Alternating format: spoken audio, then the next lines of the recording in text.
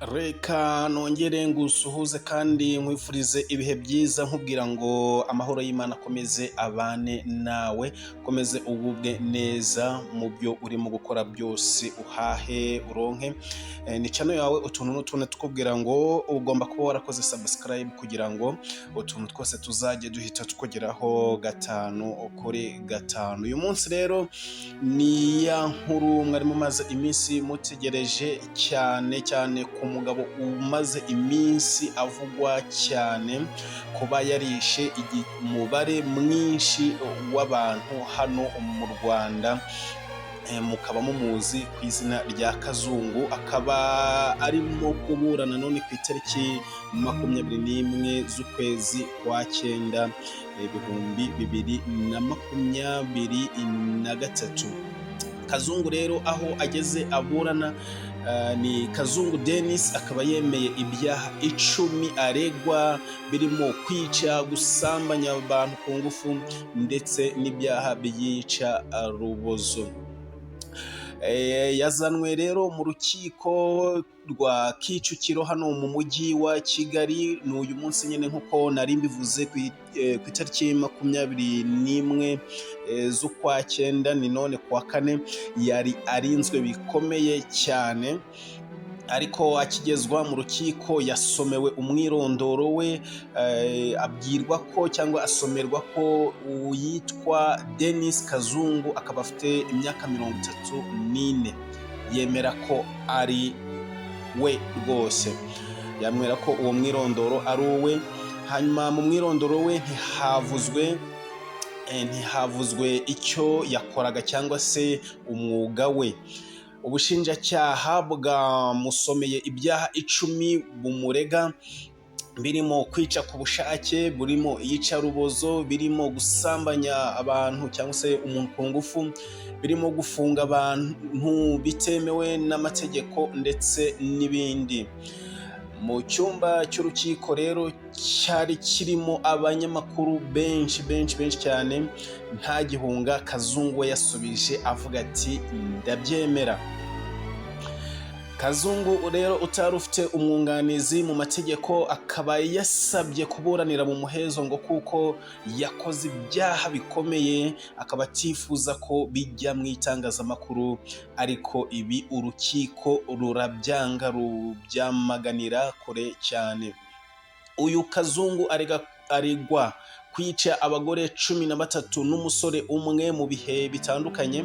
Bamwe imibiri yabo yasanzwe aho yari atuye, yarayihambye cyangwa se yarayitabye aho ngaho yari atuye.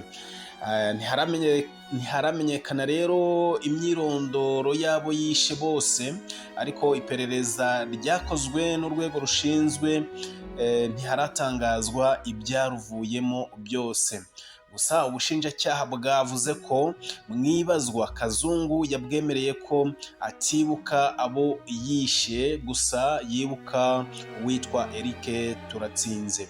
Uyu yamwambuye n'indangamuntu ye, agakoresha umwirondoro we hamwe n'abitwa ngo Eliane na Françoise. Ku byaha aregwa kandi, Kazungu yavuze ko abo yishe yabishe kuko ngo bamwanduje sida kandi babishaka. Ntabwo hazwi neza rero urwego rw'ubuzima bwo mu mutwe Kazungu ariho, cyangwa se ntabwo hazwi neza uko Kazungu ahagaze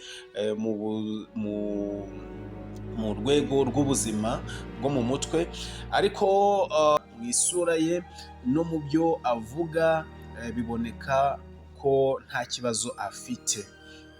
Kazungu rero amaze kwemera ibyo aregwa aho mu rukiko, umugore ukuze yahise avuza induru, ataka cyane, aririra umwana we, avuga ko Kazungu yishe. Abajijwe niba ntacyo yongeraho ku byo yavuze, Kazungu yavuze yemye yeruye, aravuga ati ibyaha nakoze birakomeye, urukiko rufate icyemezo rubona gikwiye kukumfunga cyangwa ikindi. ati ntacyo narenzaho. Umucamanza rero yavuze ko icyemezo ku kumufunga cyangwa se kumufungura by'agateganyo urukiko ruzagitanga tariki 26 z'uku kwezi. Amategeko rero hakaba hari icyo avuga ku byaha nk'ibi ngibi aregwa. Kugeza ubu Kazungu yemeye ko yakoze bimwe mu byaha bikomeye mu bijya biburanwa mu manza z'inshinjabyaha mu Rwanda. Kuba rero Kazungu yemeye ibyaha ashinjwa bisobanuye ko amahirwe ko urukiko ruzamurekura by'agateganyo ari make cyane, ndetse twavuga ko ari ntayo. Ibi bishobora guha umwanya iperereza rirambuye ku kumenya imyirondoro yabo yemeye ko yishe.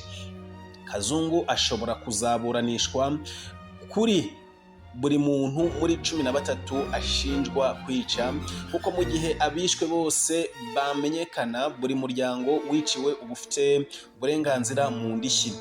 Ni urubanza rushobora kuzatinda kurusha uko rwumvikana ubu aho yemeye ibyaha. Birashoboka kandi ko mu maburanisha azakurikiraho Kazungu waburanye uyu munsi nta mwunganizi afite ashobora guhindura imvugo akagaruka ahakana ibyaha aregwa. Gusa kugeza ubu ibiteganwa n'amategeko ku byaha aregwa kandi yemeye ni uko mu byaha yemeye ibikomeye bihanwa gutya. Ingingo ya 95 y'itegeko riteganya ibyaha n'ibihano mu Rwanda ivuga ko uhamwe n'icyaha cyo gufunga umuntu binyuranyije n'amategeko ahanishwa igifungo kitari munsi y'imyaka 20 ariko kitarenze imyaka 25. Icyo ni kimwe. Ingingo y'113 y'iri tegeko ivuga ko uhamwe no gukora icyaha cy'yicarubozo ahanishwa igifungo kitari munsi y'imyaka 20 ariko kitarenze imyaka 25. Ingingo y'134 ivuga ko uhamwe n'icyaha cyo gukoresha imibonano mpuzabitsina ku gahato ahanishwa igifungo kitari munsi y'imyaka 10 ariko kitarenze imyaka 15.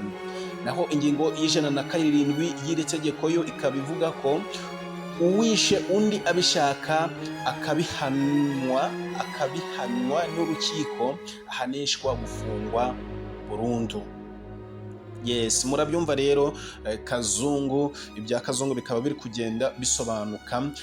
Ubwo nyuma y'uko abantu benshi bari basa naho bari mu rujijo, bamwe batangiye kuvuga ngo ni icyuka, abandi batangiye kuvuga ngo ni pirank, ibintu byinshi bigiye bitandukanye kuri Kazungu, aho n'isura ye itarizwi n'abantu, aho hakwirakwizwaga agafoto kamwe, ariko ubu ngubu live mu rukiko abantu bakaba bamwiboneye biganjemo abanyamakuru.